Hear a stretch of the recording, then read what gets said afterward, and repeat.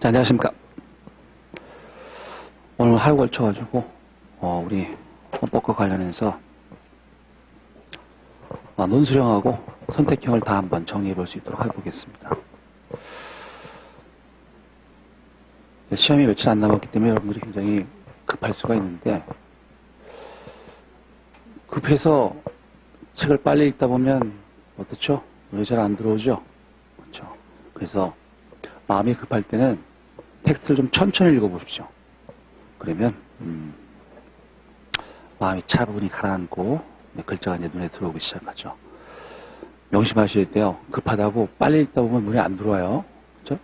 그리고 우리 시험은 선택형하고 논술형을 같이 봐야 되기 때문에 좀 마음을 차분하게 가라앉히고 있어야 됩니다. 허둥지둥 되다 보면 급하다고 바늘 허리에다가 실 매서 쓸 수는 없죠. 말 맞죠? 네. 자, 그래요. 한번 들어가 보겠습니다. 기본권 총론부터 들어갈게요. 31페이지. 추적 자료들은 받으셨죠? 네. 자, 그리고 여러분 최신 판례들은 반드시 특히 2015년 판례 중심으로 검토하셔야 됩니다. 2016년도 상반기까지는 꼭 검토하셔야 돼요. 안 나올 수도 있어요. 왜 그러냐면 우리가 모의시험이라든가 각종 시험을 통해서 봤던 최신 판례들은 무조건 일단 익숙한 건 괜찮은데 선생님들이 가끔 최신 판례를 내는 시험이 있어요. 그 시험을 맞게 되면 모르는 문구들이 너무 많이 나오게 되면 당황스럽죠. 그래서 아는 지문도 안 보일 수 있으니까 반드시 2015년도 판례하고 2016년도 상반기 판례까지는 반드시 보고 들어간다. 그리고 그 최신 판례에서 나오는 방향은 결론을 아느냐 모르느냐 중심으로 나온단 말이에요. 그 사실관계 알아요? 그럼 되고 몰라요? 찍어야죠. 그렇죠? 근데 당황해요. 그래서 다른 문장이 안 들어온다는 것 다시 한번 기억해 두시고 자 들어가겠습니다. 기본권 총론. 기본권의 이중적 성격. 객관 신용이죠? 자 이중적 성격이라는 것은 주관적 공권의 성격, 객관적 가치 질서의 성격. 그렇죠? 자, 그래서 이중적 성격이라는 것은 이렇게 객관적 가치 질서의 성격을 갖게 되기 때문에 대사인적 기록으로 연결이 되죠. 이게 무슨 소리냐? 맞죠?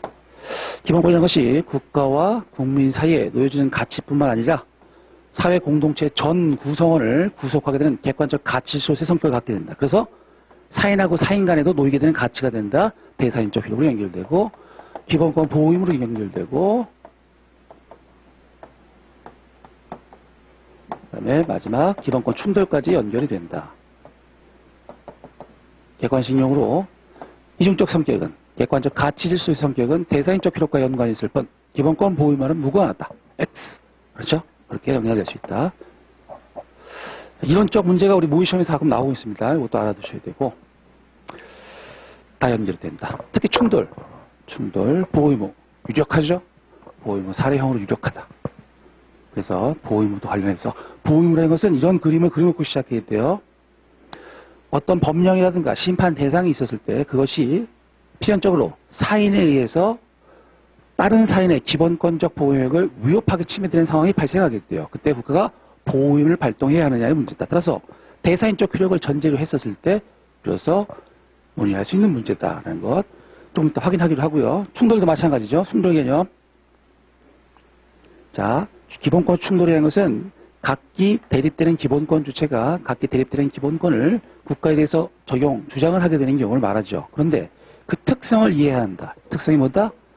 기본권 주체의 기본권 행사 결과 필연적으로 타인의 기본권을 침해하게 되는 상황이 벌어지는 경우 그걸 우리는 기본권 충돌이라고 일한다.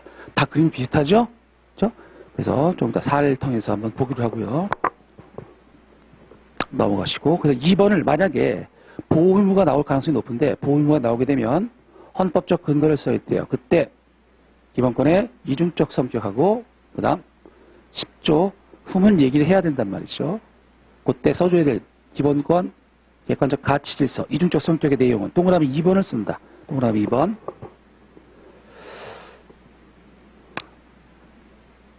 대사인적 필요로 넘어가시고요. 넘어가겠습니다. 2번 기본권 보장과 제도 보장. 자, 1번 재정권자, 개정권자 X. 재정권자가 주로 제도적 보장을 도모하게 된다라는 것. 그 다음 입법자의 의무. 자, 이게 바로 제도 보장 관련 법률을 심사하게 되는 심사기준이다. 심사기준 살짝 써두시고요. 무슨 소리냐? 우리가 올해 유력한 사례 쟁점이 자치권의 침해가 나오게 된단 말이죠. 지방자치단체에 자치권 침해가 있느냐라는 것을 묻게 되는 지문이 나오게 되면 심사기준으로 써야 될 게 이거란 말이죠. 제도의 본질을 침해했는지 여부를 판단해야 돼요. 그렇죠? 어떤 특정한 국가 공권력 작용이 특히 입법 내용이 될 겁니다. 그 법률 내용이 어떤 지방자치단체의 자치재정권이라든가 자치행정권을 형해화시키고 있다라는 침해 주장을 하게 돼요. 기본권 침해 주장 아니죠? 그렇죠? 그래서 자치권의 내용을 먼저 설명해주고 그 다음에 자치권의 제한을 설명해주고 그 다음 심사기준을 설명해주고 심사기준이 뭐예요? 과잉금지 원칙 X 본질적 내용 침해 금지 동그라미 그렇죠? 그 심사기준을 쓰고 그 다음에 이 내용을 써주면 되겠죠. 본질적 내용을 침해할 수 없다라는 그 말이 여기서 나오게 되는 거예요. 그래서 구조를 한번 해볼까요? 자, 이거 되게 유력한 쟁점이에요. 우리 관련 시험에서 나왔는데 우리 시험에서 안 나왔습니다. 그림이 먼저 그려지죠? 법률 조항이 자치재정권을 침해하는 식의 규율이 발생했었을 때 실질적으로 구조는 첫 번째 자치권의 내용, 기본권의 내용하고 똑같아요. 자치권의 내용. 두 번째 목차 자치권의 제한. 세 번째 심사기준. 됐어요?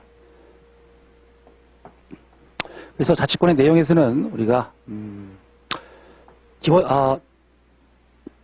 지방자치단체 자치권이라는 것의 본질적 내용이 뭐냐라고 했었을 때 사기단, 지방자치 사무의 보장, 지방자치 기능의 보장, 지방자치 단체의 보장이라는 것이 바로 자치권의 본질적 내용이면서 그 구체화로서 이걸 한번 생각해 보셔야 되는데 주로 자치 기능을 제한하고 있는 법률 조항이 많아요. 그래서 여기서 우리가 나오는 두 문자 자치입법권, 자치행정권, 자치재정권, 자치조직권, 입행제조라는 말을 알아둔대요. 시험장에서 사기단하고 입행제조만 기억하고 있으면 되겠습니다. 그래서 주로 자치행정권이나 자치재정권, 이 자치 기능적 측면을 갖다가 거덜내고 있다라는 규제 대상이 나오게 된단 말이에요. 그렇죠? 그리고 그 법률 조항을 내린 다음에 이렇게 자치권을 제한하고 있는 법률 조항이 된다. 심사 기준은 여기서 본질적 내용이죠. 요걸 본질적 내용. 됐어요? 자, 포섭 사안의 경우의 구조는 형해와 유명무실화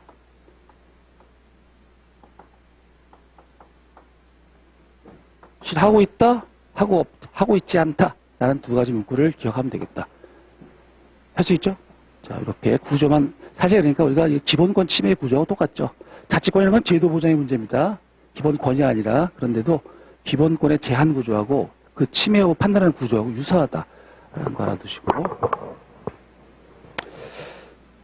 됐습니다. 객관식에 관련해서 다시 한번 제도적 보장이라는 것은 개정권자가 하는 것이 아니라 재정권자, 입법권자가 하는 것이 아니라 재정권자가 헌법의 중요 제도를 설정하는 것, 그걸 우리는 제도 보장이라고 한다는 것. 그 다음 3번 체크해 두시고 최대 보장, 최소 보장이라는 대꾸를 기본권 보장과 구분한다. 대, 소 헷갈릴 수 있겠죠? 별표 마지막에 본다. 넘어가겠습니다. 기본권의 주체. 자, 첫 번째 저를 볼까요? 첨삭반 같은 걸 하게 되면 여러분들이 가장 기초적인 실수가 뭐예요? 일반론, 적법 요건을 다 외우고 있단 말이에요. 그래서 일반론을 굉장히 장황하게 써요. 쟁점이 잡히지도 않았는데 일반론을 갖다가 적법 요건 관련해서 굉장히 많이 쓰는 경우가 있는데 그런 실수를 하면 안 됩니다. 일반론은 분설형으로 만약에 물어봤다. 즉 청구인 능력 또는 기본권 침해 법적 관련성 하면서 10점, 15점 이런 식으로 물어본다. 그럼 일반론은 두 줄만 쓰세요. 두 줄만. 그리고 포섭을 써야 됩니다. 보통의 사람들은 다 일반론 막 다 서서 씁니다. 안 돼요. 그 다음 기본권 주체성과 관련해서는 쟁점이 없는 경우에는 쓰지 않습니다. 알겠어요? 그래서 첫 번째 외국인, 두 번째 법인, 세 번째 비법인 단체 이 세 가지가 나올 가능성이 높은데 이 세 가지가 나왔을 때만 기본권 주체성에 관한 논의를 써야 돼요. 무슨 소리인지 알죠? 그냥 대한민국 국민, 뭐, 예를 들어서, 김을동이라는 사람이 나왔는데, 기본권 주체성에 대한 일반적 논리를 쫙 써가면서 해당한다. 그게 뭐예요, 그게? 그렇다고는 얘기할 수 없지만, 다른 공간을 잡아먹어요. 그러면 답안지가 굉장히 부실해져요. 그렇죠? 이해하시죠? 자, 외국인, 기본권 주체성, 뭐, 객관식 사례 가장 출제 가능성이 높죠. 자, 그래서 우리가 외국인의 기본권 주체성의 키워드, 성질상 인간의 권리라는 말만 기억해두면 되겠죠. 반드시 답안지 현출시켜야 될 키워드입니다. 성질상 인간의 권리. 자, 학설, 제목만 소개한다. 문헌, 문헌설, 성질, 성질설, 문헌, 성질설 등의 대립이 있다. 부정설의 끝에 문헌, 동그라미, 또 발음 밑에 줄, 기본권의 성질, 성질, 동그라미 넘어가겠습니다. 판례, 인존과 행추. 자, 이 말만 써주십시오. 인존과 행추. 인간의 존엄과 같이 행복주권. 이게 바로 성질상 인간의 권리다. 여기다가 생명신체라는 표현을 쓰시는 분들이 계신데, 우리 시험에도 한번 나왔었죠? 뒤에서 보겠습니다. 그거 아닙니다. 이거 쓰세요. 이거. 인간의 존엄과 같이 행복주권. 판례 구체적으로 쓰고, 그 다음 성질설이잖아요. 그래서 성질상 인간의 권리를 볼 수 있는지, 또는 성질상 국민의 권리를 볼 수 있는지. 그래서 대립되는 키워드는 이거를 생각하고 있어야 돼요. 성질상 인간의 권리냐, 성질상 국민의 권리냐. 포섭할 때 성질상 인간의 권리를 보고 싶어요? 그러면 성질상 국민의 권리라고 볼 수 없고 성질상 인간의 권리라고 봐야 한다라는 문장을 만드시면 되겠습니다. 검토 두 가지 놓는 거. 헌법전문, 국제협조주의, 상호주의. 이 두 가지를 체크해 주세요. 쓰다 보면 공허할 수 있으니까. 자, 넘어가겠습니다. 사안 해결. 자, 절 볼까요? 이 외국인의 기본권 주체성이라든가 법인의 기본권 주체성을 논할 때는 청구인이 침해 주장한 기본권을 먼저 드러내야 돼요. 왜? 일반적으로 기본권 주체성이 인정되는 애들이 아니에요. 성질상 인간의 권리인 경우에 한해서 인정되는 거고요. 성질상 법인에게 인정되는 기본권에 한해서만 인정되는 애들이에요. 따라서 사안의 해결 부분에서 반드시 청구인이 주장한 기본권을 앞에서 내세워야 돼요. 이거 안 찾고 엉뚱한 소리 일반로만 쓰다 보면 안 됩니다. 뭐라고요? 다시 한번. 침해 주장한다고 얘기했던 관련 기본권을 먼저 쓰고 그것이 과연 성질상 인간의 권리인지를 부각시켜줘라. 되세요? 넘어가겠습니다. 자, 불법 체류 중인 외국인의 기본권 주체성. 인정된다, 인정되지 않는다 라는 식의 결론. 2번 별표 쳐놓으시고요. 신체 자유, 주거의 자유, 변조권. 얘들은 명문상 인정된 것 등입니다. 헌법재판소 명시적으로 인정한 기본권이니까 외워두시고, 하나 더 추가하게 되면 노동조합을 설립하고 가입할 자유 인정되나요? 인정된단 말이죠. 성질상 인간인지 이거는 불법 체류 여부와는 무관하죠. 그래서 추가하게 되면 노동조합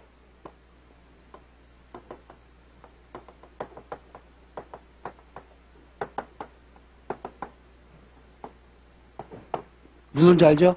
자, 우리 시험에 잘 나왔어요. 꼭 기억하셔야 돼요. 이 말은 어떻게 바뀐다? 불법 체류 외국인도 노동조합을 설립할 수 있다. 맞아요, 틀려요? 맞죠. 가입할 수 있다. 설립, 가입할 수 있다라는 지문들도 바뀔 수 있다. 됐어요. 넘어가겠습니다.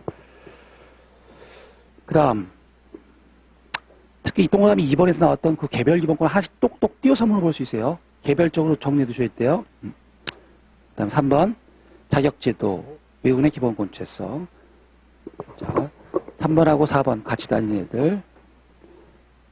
자, 일단 직업의 자유, 직장 선택의 자유, 직업의 자유라는 말로 나오게 되면 또는 직장 선택의 자유,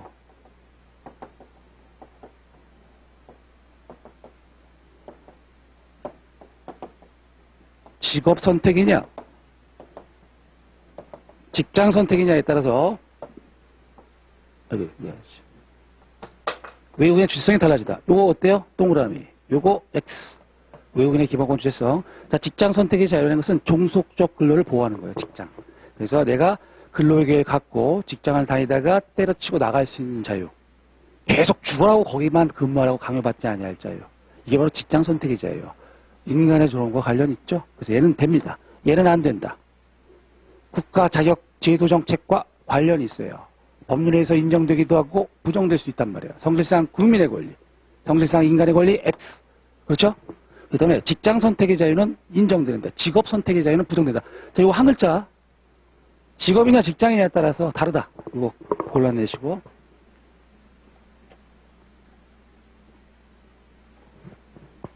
넘어가겠습니다. 우리 요 자료는 나중에 한꺼번에 봅시다. 이거 왔다 갔다 하면 복잡하니까. 그리고 대부분 수업하면서 이제 언급할 테니까 뒤에 넘어가겠습니다. 국가기관. 자, 1번. 국가기관 등의 기본권 주체성. 자, 이거는 아무 데나 쓰면 안 됩니다. 아무 데나 쓰면 안 돼요. 무슨 소리냐면,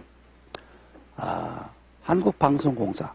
그 다음에, 그리고 여기 국립대학. 얘들이 나왔을 때만 쓸 논이에요.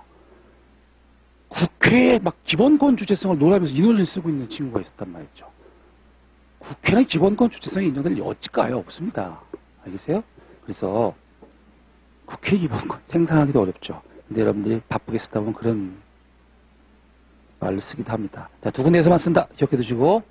자, 판례. 자, 혼동농고, 수범자 동그라미, 소지자 동그라미. 그래서 수범자이지. 받들어야 할 애들이지 그걸 누릴 소지자가 아니다라는 것. 다만 국립서울대학교는 대학의 자율성, 동그라미. 대학의 자율성의 주체성을 인정한 바가 있다. 그거 살려주시고 넘어가겠습니다. 3번 검토. 자, 그래서 학설상 제한적이나마 인정하게 되는 경우의 기준이에요. 그래서 우리 외우고 있는 독해바지. 써볼까요? 독해바지. 독립된 고유 업무 영역을 갖고 있고 기본권 실현 영역에 속해 있고 국민의 기본권 실현에 이바지한다. 그렇죠? 한국방송공사 국가와 독립된 기본권 영역을 속해 놓고 국민의 알 권리 실현, 한국방송공사의 방송의 자유 실현 영역에 속해 있고 국민의 알 권리를 이바지하고 있고 라는 식의 말을 쓰게 되면 기본권 주체성이 예외적으로 인정되게 된다는 그런 구조. 이건 학설상 논이기 때문에 그냥 알아만 두십시오. 독해바지.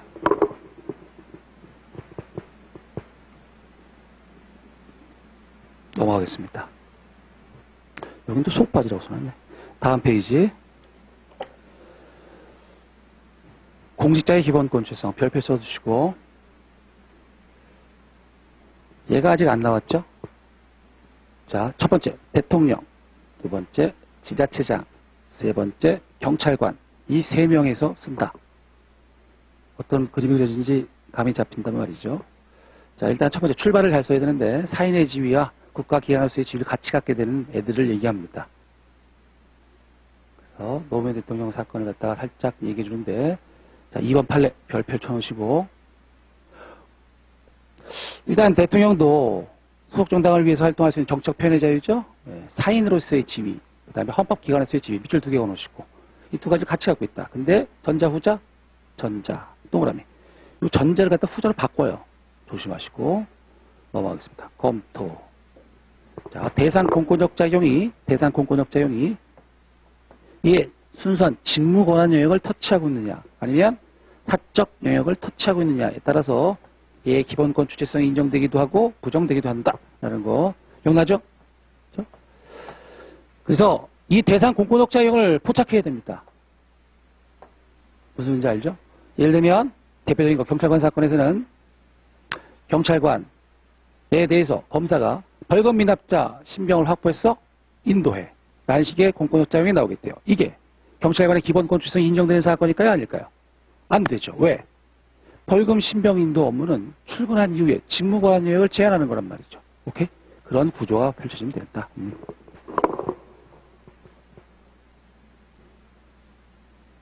검토, 순수한 직무상 권한 밑줄, 그 다음에 바로 밑에 그 외 사적 영역, 사적 기본권 영역 이렇게 생각하면 되겠죠.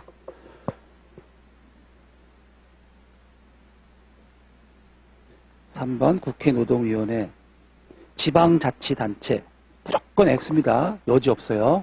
지방자치단체, 국회 노동위원회 얘들은 기본권 주체성이 인정될 여지가 없다. 그다음에 4번 별표 잘 나오죠. 중앙선관위의 선거 중립 의무 준수 요청 조치 말도 이상하네. 대통령, 노무현 대통령 사건, 이건 긍정되고.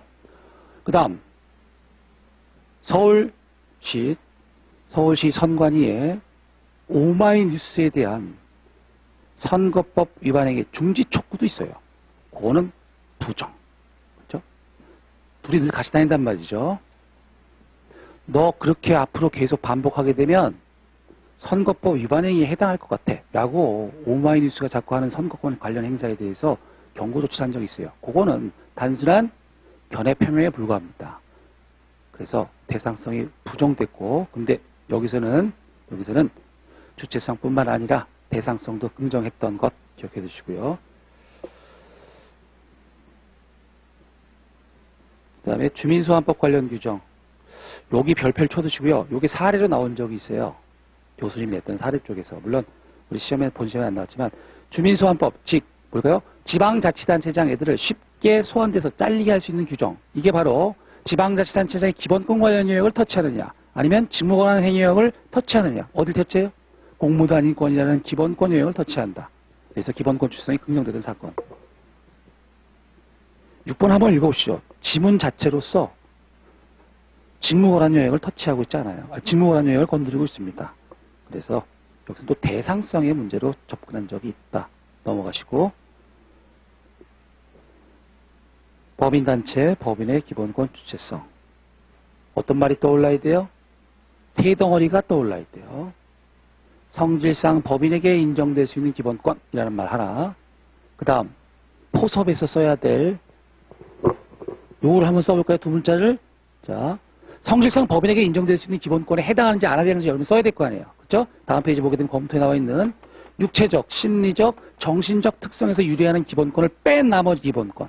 걔들이 바로 성질상 법인에게 인정되는 기본권이다. 육심정. 그 다음 그 가운데서 그럼 무조건 다 인정될 건 아니에요. 그 가운데서 골라낸 다음에 한번 포섭해야 될 게 바로 목활기예요. 법인의 목적이나 활동이나 기능에 비춰봤었을 때, 그렇죠? 얘한테는 장사할 수 있는 자유 인정이다. 특히 주식회사 어때요? 주식회사의 목적이나 활동이나 기능에 비춰봤었을 때 성질상 직업선택의 자유 주체성 인정된다. 당연하죠? 영업의 자유 주체성 인정된다. 이런 논리를 한다는 얘기죠. 됐습니다. 법인의 명문에 문구가 없다는 점부터 출발하셔야 돼요. 문제점에서 명문 없다. 규정 없다. 독일은 있다. 우리는 없다. 그래서 해석론이 나온 것이 없다. 다음 페이지.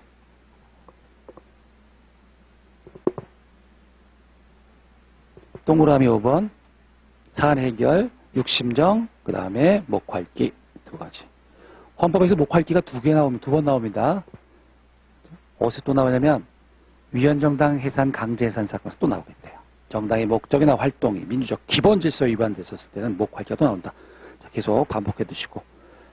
다음 2번 법인의 인격권 주체성 별표. 견해 대립이 첨예하게 있다라는 것. 인격권, 성질상 이거 육심정 아닌가요? 인격권의 내용, 명예권, 성명권, 초상권 아니다. 사회적 신용과 명예라는 인격권의 법인의 주체성 인정된다. 사회적 신용이나 명예. 그렇기 때문에 법인의 인격권 주체성 긍정된다. 첫 번째 줄에 나와 있죠. 그 키워드에다 밑줄 딱 꺼주시고. 자, 이 결론도 알아놔야 돼요.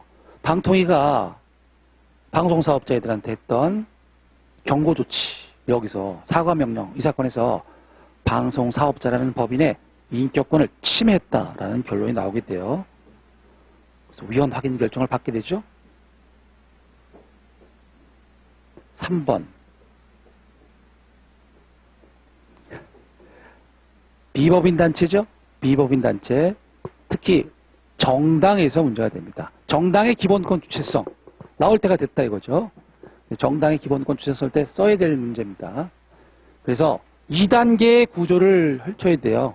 비법인단체. 자, 써볼까요? 정당. 법적 성격이 뭐예요? 법적 성격. 이거 비법인단체, 비법인사단.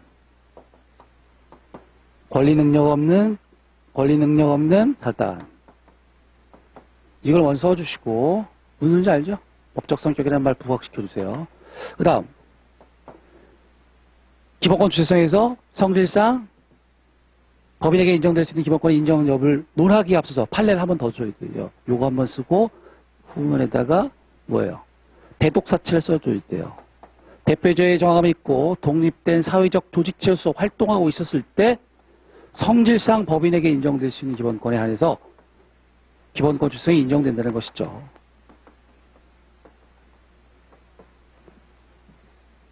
그래서 검토에 따른 여러분, 걔가 주장했던 기본권을 앞에 내세우고 성질상 법인에 해당하는지 성질상 법인에 인정될 수 있는 기본권을 검토해야 되는데 그에 앞서서 이거야 돼요. 대표자의 정함이 있고 독립된 사회적 주의제. 즉 왁구가 있는지 여부를 검토하셔야 된다는 얘기예요. 무슨 지 알죠? 특히 등록 취소된 정당이 나올 가능성이 높은데 등록 취소된 정당은 여기를 좀 자세히 설명해 줘야 됩니다.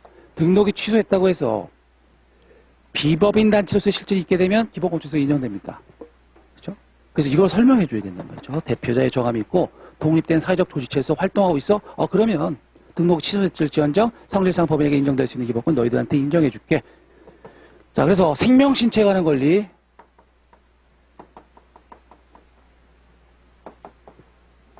자, 이거 진보 신당 사건. 그렇죠?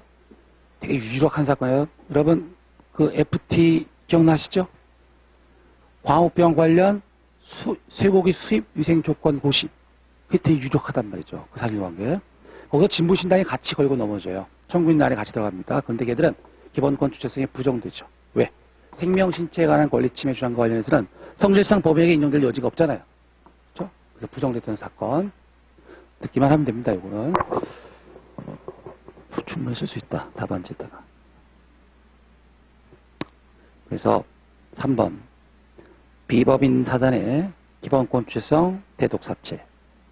결국 성질상 법인에 누릴 수 있는지 여부도 마지막에 검토한다. 넘어가겠습니다. 4번, 5번 하나는 묶어두시고요.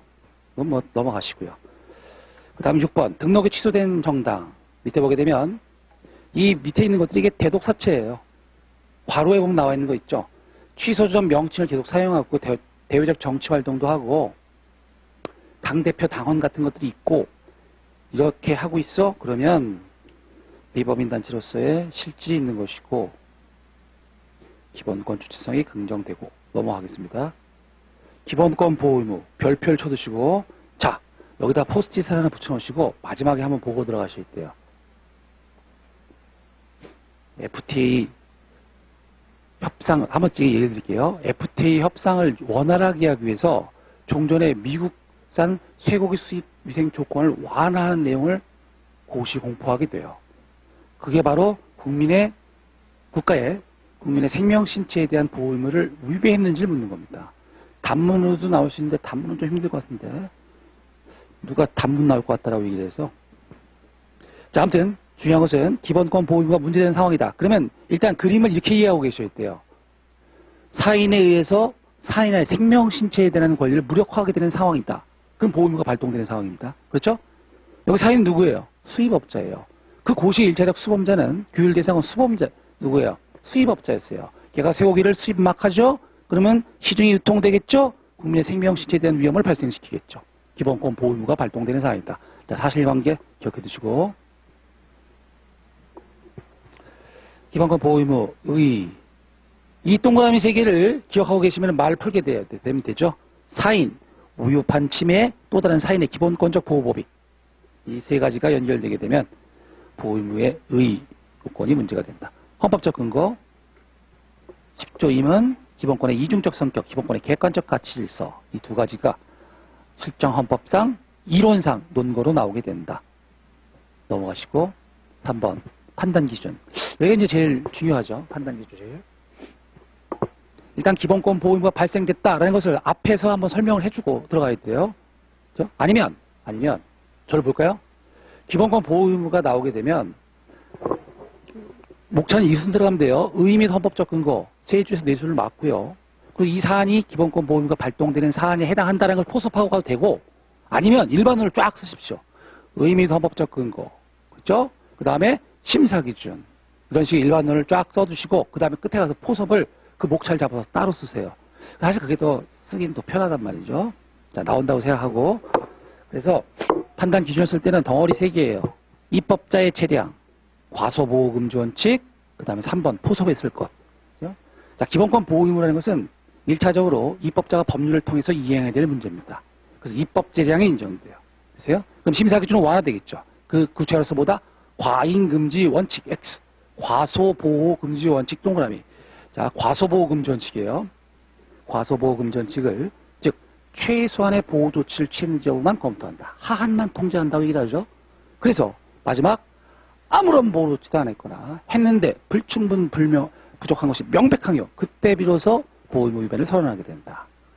그 맨 마지막 동그라미 3번은 포섭에다 녹여 써야 될 문제니까 문구니까 반드시 한번 다시 확인해 보셔야 돼요. 4번 요건 학설상 논인데 보호 의무에 대칭된 보호 청구권을 국가한테만 보호 의무를 인정할 것이 아니라 사인한테도 대칭돼서 보호 청구권을 인정해야 한다. 다수설 긍정, 판례는 부정. 이건 답안 지원 조시킬 필요 없고 단문으로 나오게 되면 쓰고 단문 아니면 쓸 필요 없습니다. 넘어가시고. 그래서 그 결과 기본권 보호 의무 위배가 인정된 판례는 없다.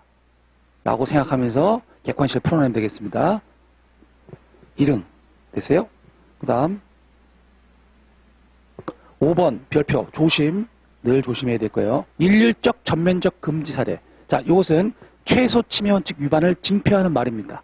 그럼에도 불구하고 의료행위의 생명신체에 대한 위험의 중요성 때문에 다 합헌이다. 의료행위 관련 규제는 합헌 이렇게 정리해주면 되겠습니다. 자, 무면의 의료행위 일률적 전면적 금지 합헌 넘어가시고 6번 꼭 한번 읽어보셔야 됩니다. 넘어가시고 7번 별표 미국산 쇠고기 수입 위생 조건에 관한 고시 이게 이제 사례로 나올 수가 있다.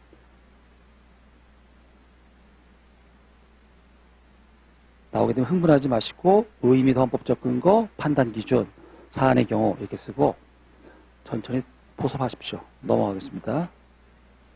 8번 별표죠. 8번 교특법 4조 사건. 여기 볼까요? 여기 따라서 한번 판단해 볼까요? 교특법 4조는 교통사고를 낸 애가 일정한 보험 등에 책임보험 등에 가입하고 있으면 공소제기할 수 없다라는 공소제기 억제 사건이에요. 보게 사인 운전자에 의해서 보행자라든가 기타 국민의 생명 신체에 대한 도로 생활 영역에서 위험이 발생하고 있다. 오케이. 기본권 보호 의무가 발생된 경우죠. 그렇죠?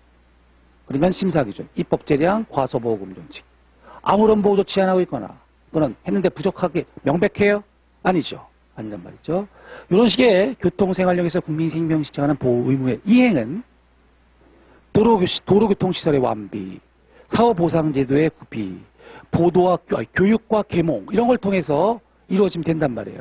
딸랑 국가형벌권 억제 하나 안 하고 있다고 해서 보호 의무 위반을 안 하고 있다라고 볼 수는 없다. 그래서 합헌 결정이 나오게 되죠. 네, 됐습니다. 그런데 위헌이다. 왜? 이거 다시 한번 볼까요? 자, 교특법 4조 사건 옆에 이렇게 써보세요. 이 그림을 기억하세요. 기본권 보호 의무, 심사기준, 기본권 보호 의무. 두 번째 심사기준, 기본권 침해 여부. 이 두 가지 심사기준을 갖고 들어가는 사건이었죠. 그래서 기본권 보호 의무는 위배를 부정하게 되고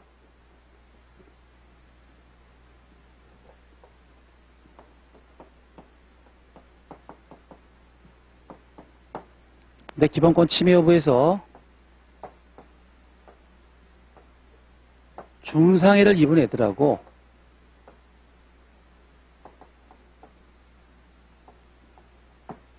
중상해가 아닌 상해를 입은 피해자 애들하고 두 가지를 나눠요. 그 다음 중상해를 입은 피해자 애들의 재판 절차 진술권과 평등권 침해를 인정하게 되고 얘들은 침해를 부정하게 되고 이런 구조다. 그래서 결국 위헌이죠. 그래서 지문에서 첫 번째 보호 의무 위배를 묻고 있는지, 두 번째 중상해 입은 피해자의 기본권 침해를 인정했는지 안 했는지 거기에 따라서 객관식 지문의 옳고 그름이 판단되게 됩니다. 이 제일 많이 나온 지문이죠. 이게 객관식에서. 그림 그리고 다시 한번 되겠습니다. 넘어갈게요.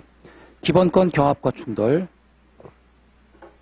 1번 경합, 충돌. 첫 번째 사례에서 구조는 똑같다. 무슨 소리냐? 자, 경합을 여러분이 쓰는 구조예요. 충돌을 쓰는 구조예요. 경합이라는 것은 하나의 기본 대상 공권 요소예요. 심판 대상. 심판 대상이 첫 번째 A 기본권을 제한한다. 두 번째 B 기본권도 제한한다. 여러분 3개 이상을 쓰지 마십시오. 이거 많이 쓴다고 해서 점수 많이 받을 것 같아요? 3개 정도만 쓰면 됩니다. 그 하나 더 써봤자 1점인데 3줄 정도 잡아먹을 거 아니에요. 밑에서 과잉금지 원칙이 핵심이라고 얘기했단 말이죠. 그렇죠? 이거는 과잉금지 원칙을 가기 위한 어떤 통로에 불과합니다. 무슨 소리인지 알죠? 그 세 번째 경합 처리. 제한 이후의 문제가 바로 경합이다. 기본권의 경합, 해결, 밀침주, 사용과 가장 밀접한 관리고 침해 정도가 큰 주된 기본권을 중심으로 검토한다. 그럼 비기본권을 안 검토할 거예요? 몇 개 잡아지지도 못했는데 그럴 때는 비기본권에 대해서 부가적으로 검토하기로 한다. 여기 쓰면 돼요. 헌법재판소가 경합 처리했다고 늘 하나 기본권만 치면 검토해요? 아니에요. 부수적, 부가적으로 검토하면 돼요. 상관없어요. 기본권 경합을 갖다가 세 줄 이상은 쓰지 마십시오. 이걸 갖다가 많이 쓰게 되면 쓸데없이 힘만 빠져요. 어차피 배점이 그렇게 크지는 않습니다. 그렇다고 아예 안 쓰면 아깝죠. 그렇죠? 그래서 기본권 경합 처리해주고 네 번째 과잉금지 원칙이라든가 침해 여부에 대한 판단을 하면 되겠다. 충돌, 기본권 충돌 그림 생각해 볼까요? 하나의 기본권 주체가 기본권 행사하기가 필연적으로 타인의 기본권을 침해하게 되는 경우고요. 그래서 첫 번째, 기본권 주체가 달라야 됩니다. A 기본권 침해 주장. 그 다음 두 번째, B가 이거 헷갈리겠다. 다시 쓸게요. 충돌에서는 자 보세요. 첫 번째, A의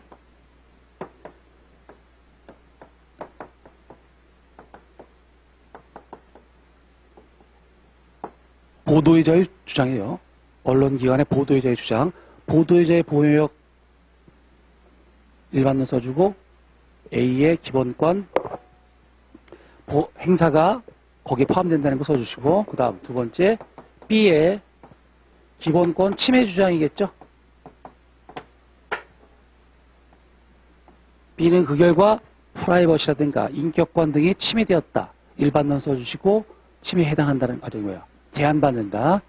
침해 가능성이 있다는 거 써주시고 그 다음에 세 번째 충돌로 가는 이런 구조죠. 그래서 여기서 꼭 논의 전제에 앞서서 충돌 상황에 놓여있다는 말을 써주고 시작해야 돼요. 기본권 충돌이 사실 작년에 뭐 나왔다 올해죠 올해 나왔다 안 나왔다 얘기가 많은데 이 전형적인 건 아직 안 나왔어요. 그렇죠? 그래서 이것도 생각해 두셔야 돼요. 그 충돌 해결 방법 이익형량 규범조화 요거만 생각하십시오. 요거만. 학설 정보만. 이건 뭐 구조만 이상하게 쓰지 않으시면 돼요. 자, 그래서 기본권 경합부터 볼까요? 학설은 뭐 제목 소개해주고 제일 중요한 것은 3번 판례다. 밀침주 넘어갈게요. 자, 2, 3, 4, 5 하나 묶어두시고 가볍게 체크하면 되겠죠? 어려운 게 없죠. 넘어가겠습니다. 37페이지 기본권 충돌. 여기서 이제 여러분이 판례라고 써있는 그 판례의 문구를 기억해 두세요. 이 기본권 충돌 해결 방법을 쓰다 보면 여러분이 필연적으로 판례 문구를 써줘야 할 텐데 판례 기준을 쓸 텐데 판례 기준이 이거예요. 기본권의 성격과 태양 동그라미 쳐주세요.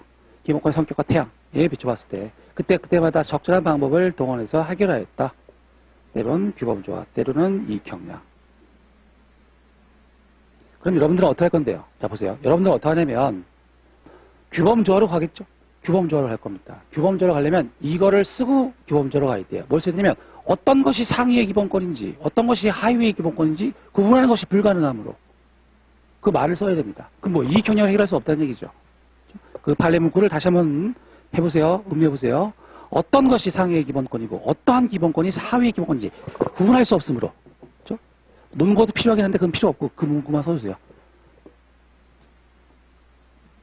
이거죠. 구체적으로 쓰게 되면 A가 주장하는 기본권이 상위의 기본권인지 B 주장 기본권이 상위의 기본권인지 도저히 알 수가 없다는 말로 쓰면 되겠습니다. 판례 암기한다. 넘어가고요. 구조와 판례. 정정보도 청구제도 언론의 자유, 인격권 동그라미 2개 쳐놓으시고요. 넘어가겠습니다. 3번, 4번 별표.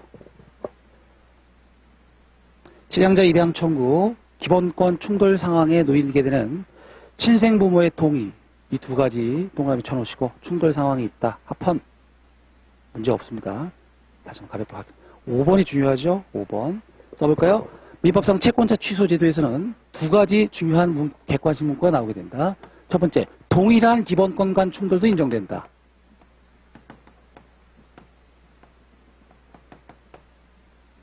번째, 3개 이상의 기본권 충돌도 가능하다. 그죠? 이렇게. 동일한 기본권 간 충돌, 3개 이상의 기본권 간 충돌. 이런 이 객관식 지문만 기억하면 되죠. 채권 취소제도. 그래서 채권자, 채무자, 수익자. 이 3명의 충돌하는 기본권을 조화롭게 만들고 있는 제도가 채권자 취소제도였죠. 조화로워요? 조화롭죠. 한 사람의 이익만 절대적으로 우선시키지 않았습니다. 그것의 구체로서 조문 내용을 써주면 돼요. 그렇죠?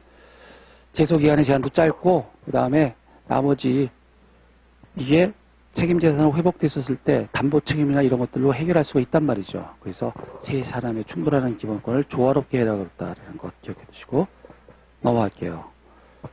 6번은 뭐 올해 나왔으니까 하나만 기억합시다. 흡연권, 혐연권의 헌법상 근거. 그거만 기억하시죠. 흡연권 10조 17소, 혐연권 10조 17조 플러스 건생. 그죠? 그래서 혐연권이 상위로 올라간다라는 거. 자, 두 가지를 같이 공유하고 있다는 것을 기억하셔야 돼요. 10조 17조를. 지문은 두 개죠. 10조 17조를 빼버려요. 하나의 기본권의 근거에서. 그 다음 두 번째, 충돌 상황에는 해당하지 아니한다라는 식의 문구를 만들어요. 충돌이죠. 헌법상 근거도 공유합니다. 넘어갈게요.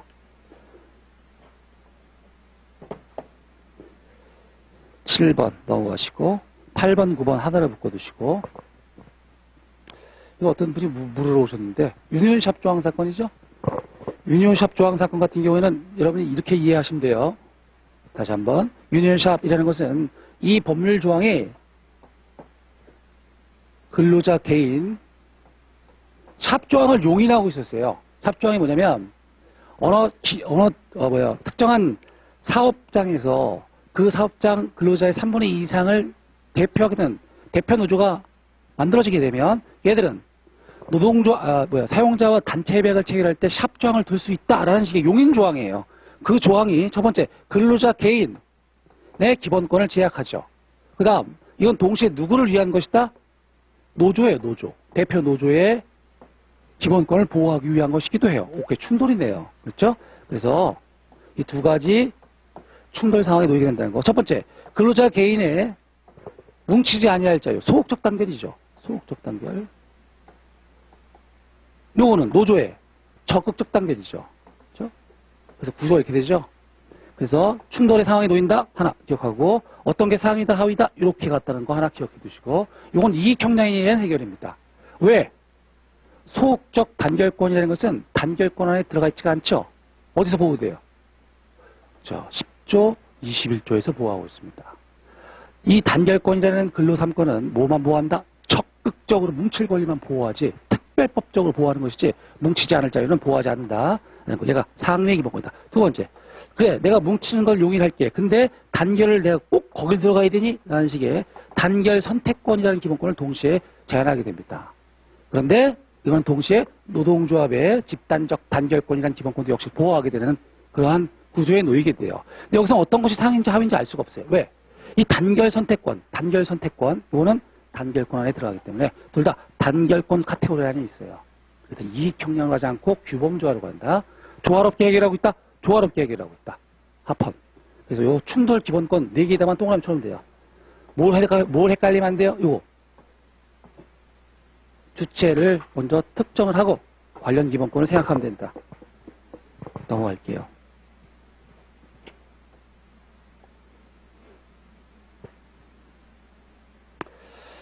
(10번)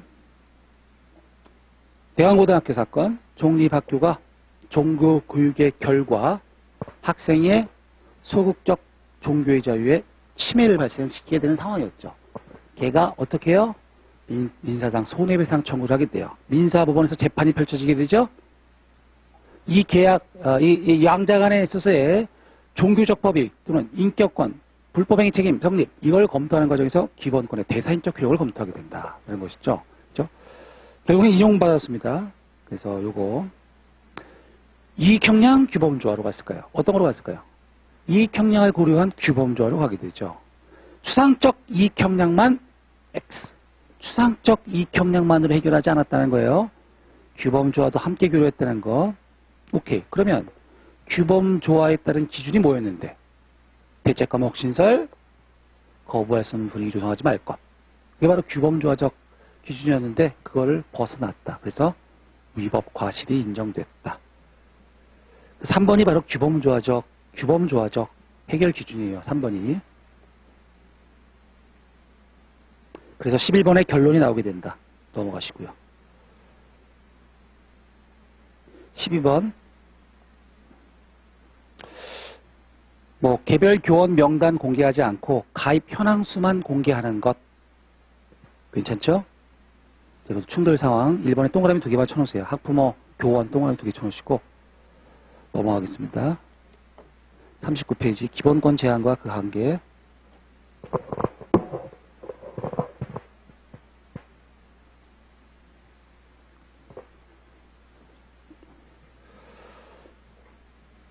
자, 기본권 제한과 한계.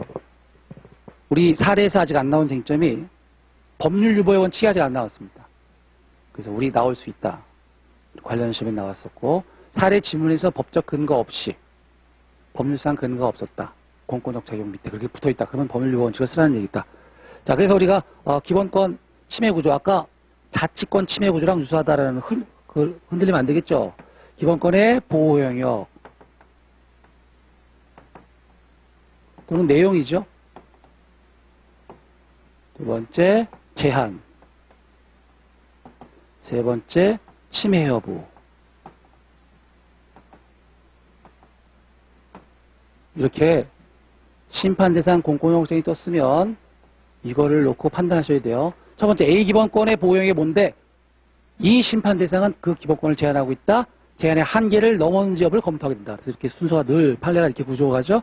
그 침해 여부를 판단할 때는 첫 번째, 두 번째, 세 번째, 형식상 항의로서의 법률 유보 원칙을 먼저 검토해야 돼요.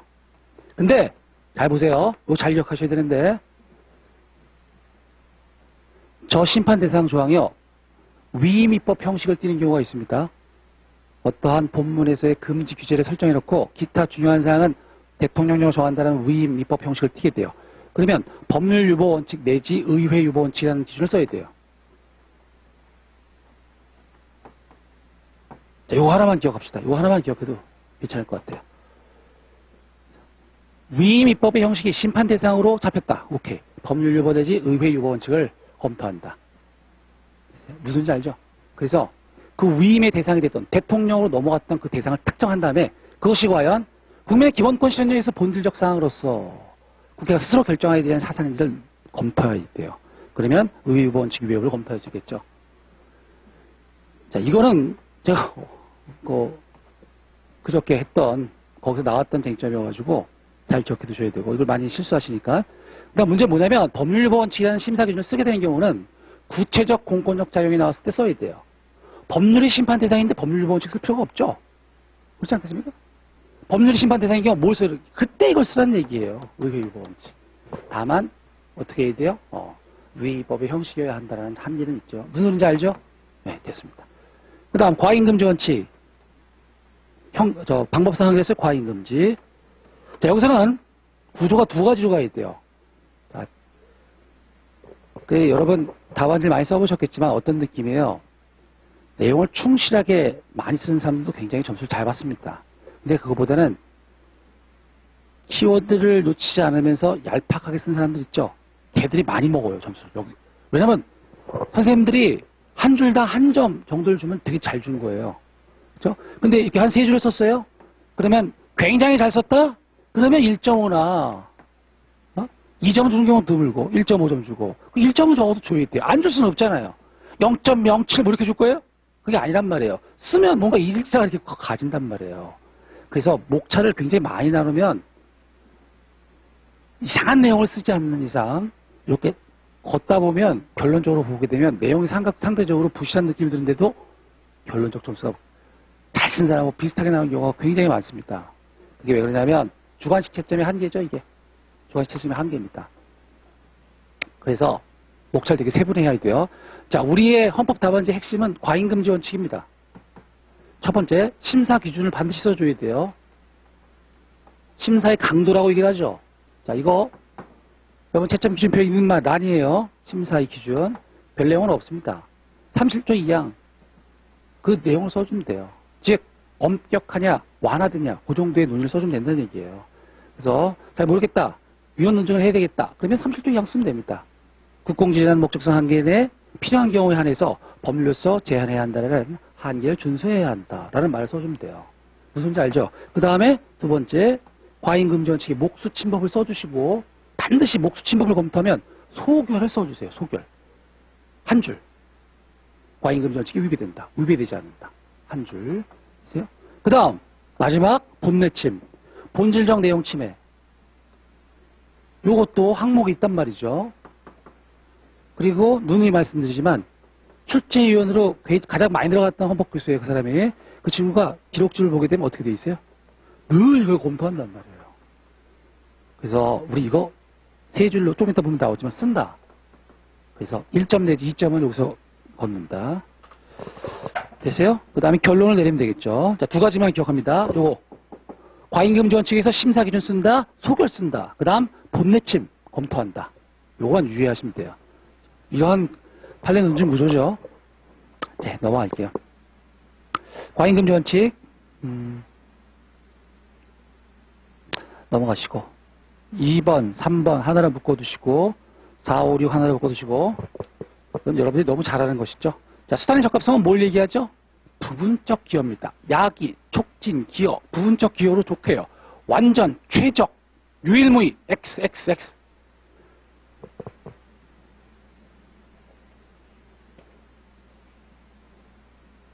자, 침해 최소성 원칙, 키워드 침해 덜 초래 수단의 모색이에요. 침해 덜 초래 수단에 대한 모색.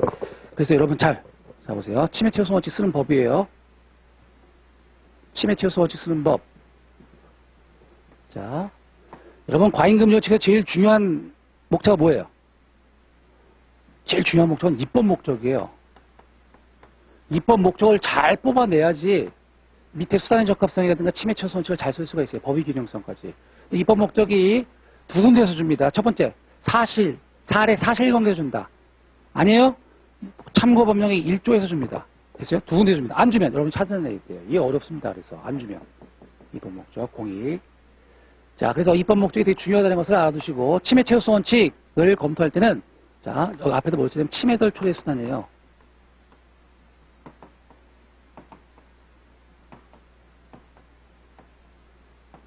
침해 덜 초래되는 수단을 갖다가 즉 저 심판 대상이 이 목적을 달성하기 위한 선택한 수단 말고 침해 덜 초래되는 수단을 다 열고 해야 돼요. 이걸 장방시라고 얘기를 합시다.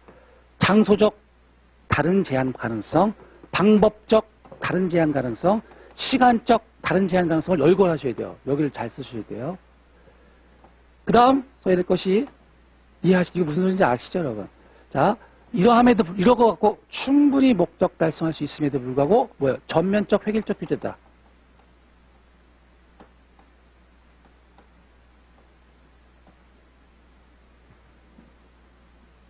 이게 여러분 심판 대상 조항이 어떤 금지나 제한을 설정하게 됐을 때 시간적으로 약간 축소된 형태로 방법적으로 축소된 형태로 제한할 수 있습니다. 대부분 그렇게 되어 있겠죠?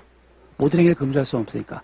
그런데 그걸 갖다가 장소적, 방법적, 시간적으로 더 세밀화시키게 되면 그건 또 다른 전면적 제한으로 우리가 몰아갈 수가 있다는 얘기예요. 그렇듯하죠? 그래서 침해 덜 초래되는 수단을 무조건 모색해서 앞에 많이 쓰십시오. 예를 들면 학교, 여러분 생각해 보세요. 이게 출제 가능성이 높은 사례인데, 초중등 교원 선생님들은 정당 가입, 정치 활동 전면적으로 금지되고 있습니다. 보세요? 자, 침해 덜 초래되는 수단이 뭐예요? 입법 목적을 생각해 보면 돼요. 그죠? 그분들이 정치적 자유를 제한하는 입법 목적이 뭐였겠습니까? 학생들의 학습권을 갖다가 보장해주고, 그죠? 걔들의 인격을 좀 잘 형성시키기 위한 것이었단 말이죠. 그래? 그러면 그걸 위험하는 거, 네가 걱정하는 게 그거였다면 선생님들 전면적 일조를 금지시키는 게 아니라 방학 중에는 허용해도 되잖아. 방과 후에는 허용해도 되잖아. 퇴근한 다음에 허용해도 되잖아. 애들이 보고 안 배우는데 그게 바로 침해 덜 초래되는 수단의 모색입니다. 이걸로 충분히 달성할 수 있음에도 불구하고 전면적 획일적 규제다. 침해 최소성 원칙 위반. 그래서 딱 두 가지 구조만 기억하세요. 이거예요, 이거. 침해 덜 초래되는 수단 모색. 이거만 기억하면 돼요. 그래서 여기서 이제 밑에 4, 5, 6이 나와 있죠. 방법 규제, 여부 규제. 어떤 게 침해 덜 초래되는 수단이에요? 방법 규제. 방법 규제로 목적 달성할 수 있음에도 불구하고 여부 규제를 동원했다면 침해 처소 원칙 위반. 그런 구조가 4, 5, 6이 똑같이 나간다. 하나로 묶어두시고 동그라미 2개씩만 쳐두면 되겠죠. 임의적, 필의적 규정도 마찬가지죠. 임의적 규정으로 목적 달성할 수 있음에도 불구하고 필의적 규정을 선택하게 되면 침해 처소 원칙 위반이다. 다음 페이지 법률 유보 원칙. 법률 유보 원칙 내지 의회 유보 원칙. 동그라미 2번 별표를 쳐두시고 여러분 의회 유보 원칙은 그거를 심사 기준으로 잡는 순간 걔는 무조건 유효해요. 말을 만들어낼 수가 있어요.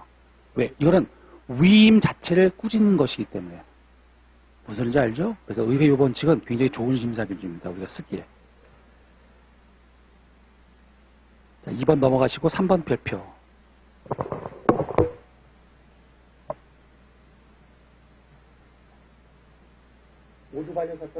모두 반려 사건. 시간과 장소가 중복된 집회신고서가 2개 다 올라오게 되면 어떻게 된다? 시간적으로 나중에 접수된 것만 반려할 수 있도록 되어 있는데 그게 법률 규정인데 모두 반려했다. 법률상 근거 없다. 법률 유보 원칙 위반. 그 다음 헌법재판소는 여기서 법률 유보 원칙 위반을 인정한 이상 기타 과잉 침해는 검토할 필요가 없다. 이렇게 얘기한 적이 있습니다. 근데 우리는 다 검토해야 돼요. 알겠죠? 그렇게 쓰게 되면 이상해지죠. 답안지에다가. 이거 잘 기억해 두시고 넘어가겠습니다. 3번 정통으로 유효한 사례니까요.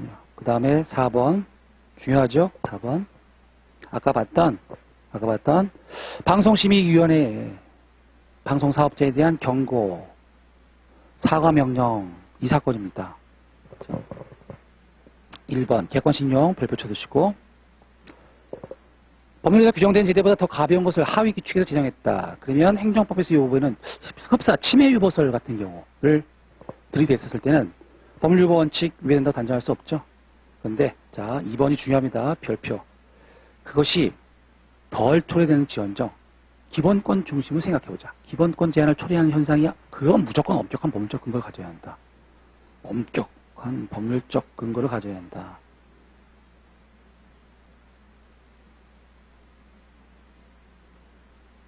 넘어가시고 5번 별표죠. 우리 시험에도 모의 시험에서도 한번 나왔었고 굉장히 잘 나오죠. 자 위임의 대상이 뭐죠? 위임의 대상 사업인가 신청이 필요한 동의종족수죠. 동의종족수 도시환경정비사업 이게 이제 재건축 재개발한다고 생각하세요. 그랬을 때 거기 땅 갖고 있던 사람들이 야 우리 집 없고 아파트 새로 짓자 이런 거죠.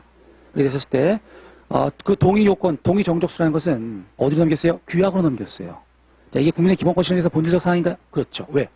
이게 확정이 되게 되면 충족되게 되면 소유권이 왔다 갔다 하게 될 테니까. 그렇죠?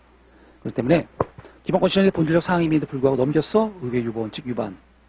판례는 법률 유보 원칙 내지 의회 유보 원칙 위반 또는 그냥 법률 유보 원칙 위반 이렇게 설명합니다. 자, 6번 별표 한 문제. 6번에서 이제 지문이 틀리게 구성될 것이다. TV 방송, TV 수신료 사건입니다. TV 수신료 사건. 판례 2개. 첫 번째 판례.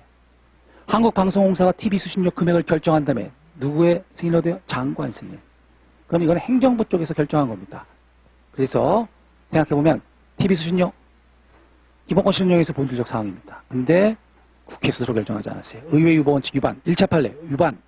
자, 키워드는 장관에다가 승인을 얻도록 했었어요.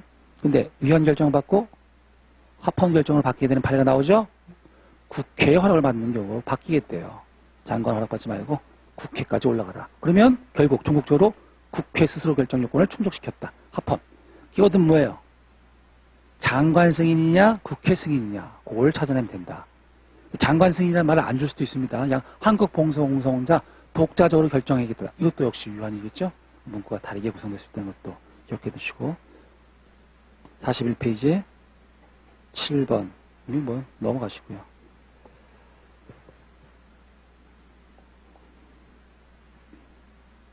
8번 자 의료법 동그라미 의료법 동그라미인데 이게 뭐죠? 비맹 제외 기준입니다. 비맹 제외 기준이 의료법이라는 데 들어가 있었으면 무조건 합헌이에요. 뭔지 알죠? 안마사 규칙에 들어가 있으면 위헌이고, 그렇게만 놔두면 되겠죠? 기속력과 관련해서 중요한데, 뒤에서 다시 한번 볼게요. 넘어가겠습니다. 명확성 원칙. 자, 여기서도 밑에 참 좋은 책입니다. 그냥 문장이 쑥쑥 들어오죠, 눈에. 자, 명확성 원칙은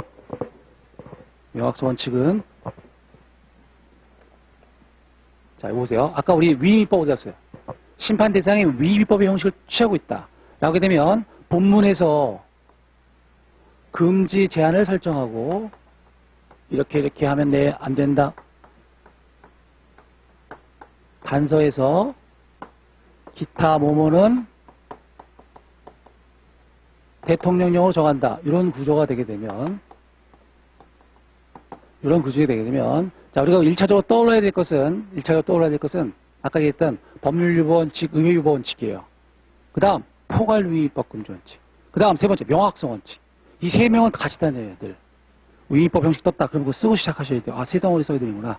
자, 보세요. 첫 번째 법률유보 원칙, 의회유보 원칙은 법률인데 뭔 법률유보 원칙이냐? 아니다. 요거 의회유보 원칙을 포착해야 한다. 다시 한번 여기 넘어간 대상을 특정해줘야 돼요. 요것이 국회가 스스로 결정해야 할 본질적 상인지를 검토하는 게 바로 의회유보 원칙 위반 검토다. 그 다음 두 번째 포괄위임법 금지 원칙. 포괄위임법 금지 원칙은 역시 위임이 대상이 된 것을 적시하면서 상위 법령만 놓고 봤었을 때 대통령 내용에 규정될 내용을 대강 예측할 수가 없다. 대강 예측할 수가 있다라는 그 기준이 있죠. 그렇죠? 그래서 그 뒤에 다시 한번 볼 테지만 첫 번째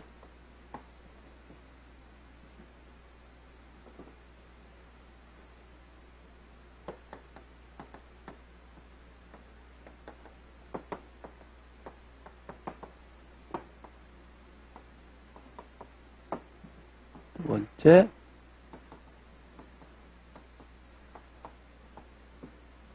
번째 명확성. 포괄위임법 금지 원칙. 달 정리해놓고 있죠? 포괄위임법 금지 원칙. 덩어리 3개. 자, 75조 구체적 범위를 정하여 라는 것부터 출발해서 두 번째 대강 예측. 상위 법령만 놓고 봤었을 때 하위 법령에 규정될 내용 대강 예측해야 한다는 요구다. 세 번째 문장은 예측 가능성을 어떻게 판단하느냐의 문제죠. 예측 가능성. 세 덩어리 나옵니다. 예측 가능성이라는 것은 당의 법령 조항만 놓고 판단한 것이 아니라 관련 법조항 전체를 체계적, 종합적, 유기적으로 고려해서 판단한다는 그 얘기예요. 그렇죠? 그래서 문장에 한 문장을 써도 요 세 가지만 들어가주면 된다라는 거 있어요. 명확성 원칙. 명확성 원칙은 여러분 이거 말 들어봤죠? 명확성 원칙이 위임법에서 구체화된 것이 바로 포괄위임법 금지 원칙이다라는 말. 그 판례문 꼭 기억난단 말이에요. 그럼 여기서 이걸 검토하면서 다 같이 검토되는 건데 이거 뭐냐? 이건 앞에 여기를 밀고 들어주는 거예요. 요 개별 구성 요건에서 불확정 개념 같은 거 쓰죠? 그럼 그걸 뽑아야 돼요. 특정을 해서 판례가 여러분 명확성 원칙이 위배된다, 위배되지 않는다고 했었을 때 그 논증 문제를 보세요. 반드시 그 위험한 그 문구를 끌어내려야 돼요. 그걸 답안이 특정하고 나서 뭐 일반인 기준으로 봤을 때, 수범자 기준으로 봤을 때 도저히 예측 불가능하다. 라는 식의 문구를 쓰면 되죠. 그렇죠? 자, 중요한 거는 그 밑에 일반론이 아니라 특정한다는 게 중요해요. 특정한다는 게. 해당 문구를 특정한다. 아이, 뭔 소리인지 알죠? 답안 쓸 때 그게 되게 중요하다. 됐어요. 명확성 원칙 의 1번 법치국가 원리. 자, 모든 요구 동일한 정도 X. 그죠? 모든 기본권 제한입법에 명확성 원칙 적용된다. 모든 동그라미 동일한 X. 동일한 정도는 아니다. 침익적인 상황에서는 엄격. 수익적인 상황에서는 완화. 가변적, 탄력적으로 규율될 필요성이 높은 곳에서는 완화. 그렇죠? 네, 그런 식의 상대적, 동일한 정도 아니다. 그 다음에 2번 민사법규, 행벌법규. 어떤 게 재판 규범성이 더 크죠? 민사법규죠, 당연히. 상대적이에요. 그 다음에 형벌법규 같은 경우는 행위규범적 측면이 강하다. 그러면 일반인의 입장에서는 어떤 게 더 명확해야 됩니까? 당연히 형벌법규가 상대적으로 더 명확해야 되죠.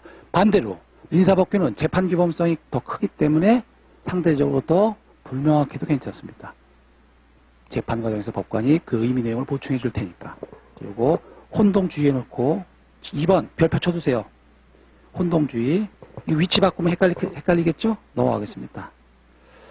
3번 친일 반민족 행위자 관련 주제는 이른 합헌이다 라고 하고 넘어가시고 4번 5번 하나 묶어두시고 검사 법관애들 위신 손상 위신 실추 불명확합니다. 그런데 명확하다. 왜?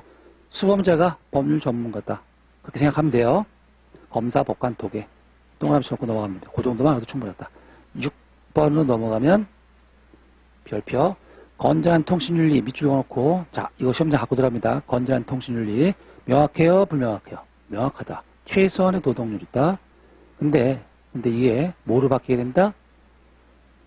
공익 허위통신으로 바뀌게 되면 불명확해요. 통신이라는 게 겹쳐갖고 여러분 헷갈릴 수 있어요.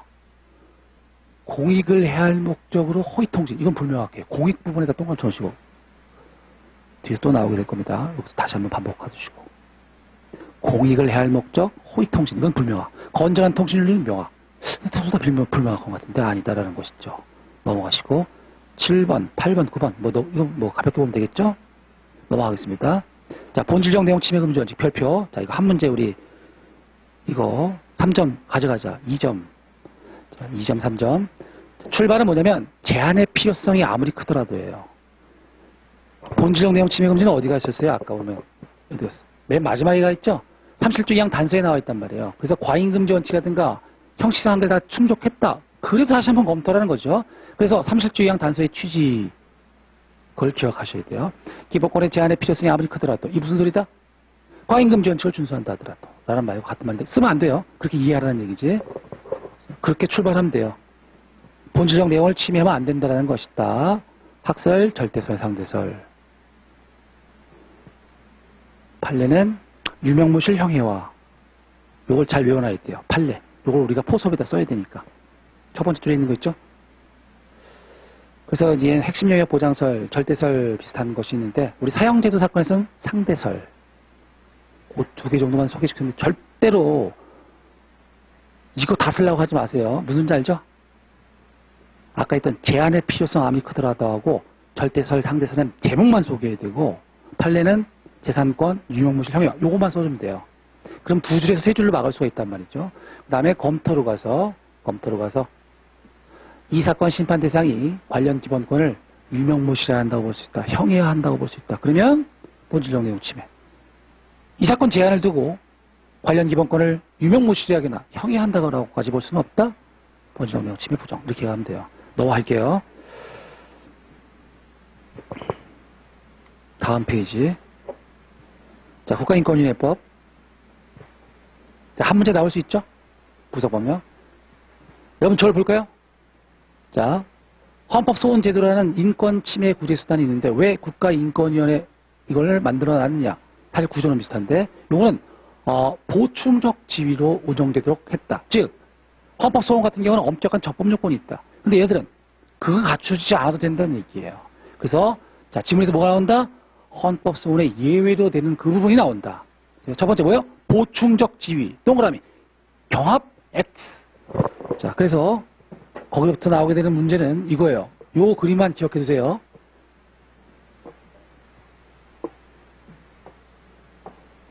헌법소원은 이걸 땡길 수 있는데 공권력 주체는 자기 또는 부작위로서 국민의 권리 의무 복잡지에 영향을 미치는 것 그리고 땡길 수 있는 애도 그 직접 상대방만 땡길 수가 있단 말이죠. 거기에 대한 예외가 바로 인권위원회법에 나와 있는 것이다. 첫 번째 사인에 의한 기본권 침해에 대해서도 다툴 수 있나요? 다툴 수 있어요. 요게 특이하죠. 사인, 법인, 단체 조금 이따 볼 거예요. 이렇게만 그림만 그려주세요. 사인에 의한 침해도 가능하다. 근데 이거는 11조 차별 취급만으로 한정돼요. 그 다음 국가 공권력 작용의 기본권 침해는 국가인권에 땡길 수가 없어요? 아니야 땡길 수 있어요. 다만 빠지는 게 있다. 자, 첫 번째 10조에서 22조의 기본권에 대해서만 땡길 수가 있어요. 그 다음 뭐가 빠져요? 국회 입법, 헌법재판소와 법원의 재판. 얘들은 원래 예정된 바가 있잖아요. 얘들 빼고 나머지 공권력 자용 중에서 10조에서 22조까지의 인권 침해 상황에 대해서 땡길 수가 있다. 됐어요? 간단하네요. 여기 하나, 여기 하나, 여기 하나. 틀린 지문이 이렇게 구성되는 거예요. 그 다음 가장 중요한 게 뭐다? 알고 있는 사람입니다. 알고 있는 사람. 헌법소원은 공권력자면 직접 상대방, 자기 관련성 있는 애만 땡길 수 있어요. 그런데 얘는 어떻게 할까? 알고 있는 사람. 제3자도 땡길 수가 있다는 거죠. 그래서 거기가 또 나오게 되죠. 지문 4개. 됐어요. 한번 조문을 통해서 봅시다. 구성 443 특이하죠? 443 11명 국회 넷, 대통령 넷, 대법원장 셋. 대법원장이 줄어들었네.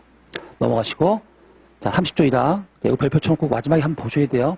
알고 있는 사람도 진정할 수 있다. 이게 소를 제기할 수 있다 이렇게 생각하면 돼요. 그 다음 1호, 2호에다 동그라미 앞에서 쳐놓으면 돼요. 국가기관 동그라미 2호에 법인, 사인 동그라미. 그래서 먼저 국가기관으로 올라가게 되면 국회 입법, 법원, 헌재, 재판 제외하고 10조에서 22조까지 규정된 인권 침해됐을 때 땡긴다. 법인 등에서는 사인 등에 의해서는 차별행위로 국한되어 있다. 근데 여러분 차별행위라는 것은 모든 기본권 영역에서 차별 취급이 발생하게 되면 다 평등권을 엮을 수가 있거든요. 그렇죠? 그래서 굉장히 넓은 개념이에요. 아무튼 적어도 차별행위가 한정되어 있다는 것. 그 다음에 탄핵주의가 아니라 직권으로 발동할 수 있다는 것. 의사공개. 그런데 조사조정심의는 인격 침해 우려가 있기 때문에 비공개. 떳떳하게 드러내지 못할 인권 침해 상황만 국가인권위에 가져간다. 기억나죠? 그렇단 말이에요. 그렇기 때문에 조조심은 비공개입니다. 자, 이 너무 좋은, 여기 다 들어가 있네, 나올 만한 거는. 요것만 정확하게 갖고 들어가시고 넘어가겠습니다. 법원의 재판, 배제, 합헌. 왜? 같은 인권 보장 수단이기 때문에. 그리고 보충적 지위로 설정되어 있기 때문에. 됐어요. 2번, 동그라미 2개, 국가인권위원회 2년. 국가인권위원회 2년 시리즈, 위헌. 검찰총장 2년, 위헌. 경찰총장 2년, 위헌. 금감원 사급지휘관, 금감원 사급 이상의 직원의 2년간 사기업체 금지, 합헌. 네, 좋습니다. 자, 조금 쉬었다가 기본권 강론 들어갈게요.